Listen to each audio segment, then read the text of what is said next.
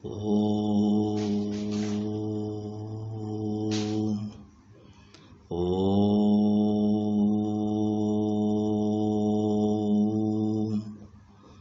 ओम।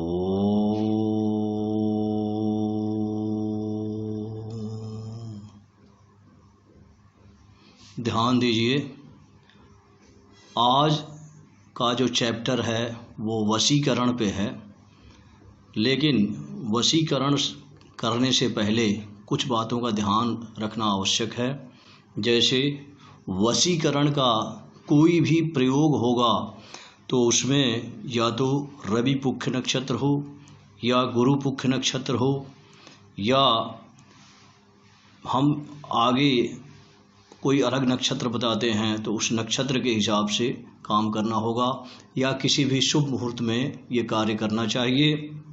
आज वशीकरण के कई उपाय बताएंगे, इनमें से किसी भी एक उपाय को समझकर और उसे करने पर आपको लाभ प्राप्त होगा। तो ध्यान से सुने। वशीकरण करने से पहले 1 महीने तक सदाचार का पालन करना आवश्यक है। ब्रह्मचर्य से रहें। यम, नियम, आसन, प्राणायाम, प्रत्याहार, ध्यान, धारणा, समाधि, इन चीज़ों का पालन करें। जैसे ब्रह्मचर्य व्रत होता है, जैसे व्रत किया जाता है, वैसे ही आपको जो है नियम से रहना होगा 1 महीने तक। उसके बाद वशीकरण का प्रयोग करना आपके लिए लाभदायक होगा, उत्तम होगा। अब ध्यान से सुने कौन कौन से प्रयोग हैं। इन प्रयोगों में से कोई भी प्रयोग अगर करते हैं तो आपको लाभ मिलेगा। अब ध्यान से सुनिए। बड़ की जड़ पीसकर भस्म के साथ पानी में मिलाकर माथे पर तिलक लगाने से वशीकरण होता है। अगर आप बड़ की जड़ को पीसकर भस्म अर्थात हवन की जो राख होती है उसको उसमें मिला लें और थोड़ा जल मिला लें और उससे तिलक कर लें तो जो आपको दिखेगा उसका वशीकरण हो जाएगा। इस प्रकार ये उपाय है। और भी उपाय बता रहा हूँ, ध्यान से सुनिए।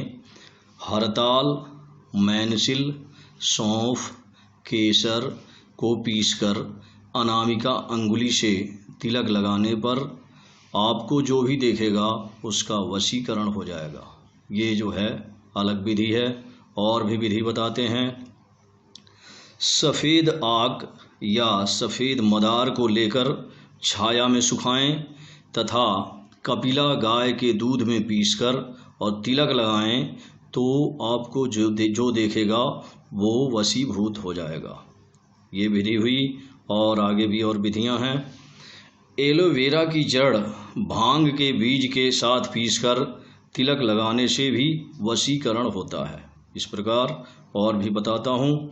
रविवार के दिन तुलसी के बीजों को सहदेवी के रस में पीसकर तिलक करने से जो भी आपको देखेगा उसका वशीकरण हो जाएगा। इस प्रकार ये उपाय हैं। आगे ध्यान से सुनते रहें और डाउनलोड कर लें। चिरचिटा या अपामार्ग का बीज बकरी के दूध में मिलाकर पीसकर तिलक लगाने से जो भी देखते हैं वो लोग मोहित हो जाते हैं। इस प्रकार ये भी एक उपाय है।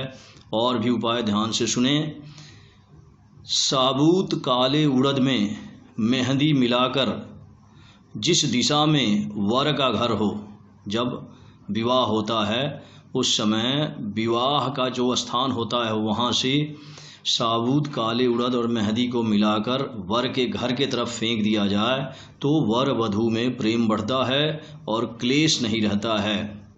इसका ध्यान दें। ये क्रिया जो है जहाँ पे विवाह होता है वहीं से की जाएगी। ये भी एक बहुत अच्छा उपाय है वर वधू के लिए। अब और भी उपाय देखिए। भोजपत्र पर लाल चंदन से जिसे वश में करना हो उसका नाम लिखकर शहद में डुबाकर और ढक्कन बंद करके रख लें तो उसका वशीकरण हो जाता है। इस प्रकार अगर कोई दुश्मन हो तो उसका भी नाम भोजपत्र पर लिख के और शहद में डुबा दिया जाए तो उसका भी वशीकरण हो जाता है। इसके अलावा और भी उपाय बताता हूँ। आर्द्रा नक्षत्र में नदी में डुबकी लगाकर थोड़ी सी रेत निकाल लें व जिसे वश में करना हो उसके मस्तक पर मार दें तो उसका वशीकरण हो जाएगा। इस प्रकार वशीकरण करने की ये विधियां हैं जो जिसे आपको वश में करना है। उसके लिए इनमें से कोई भी एक प्रयोग अगर आप ठीक से करते हैं तो वशीकरण हो जाता है।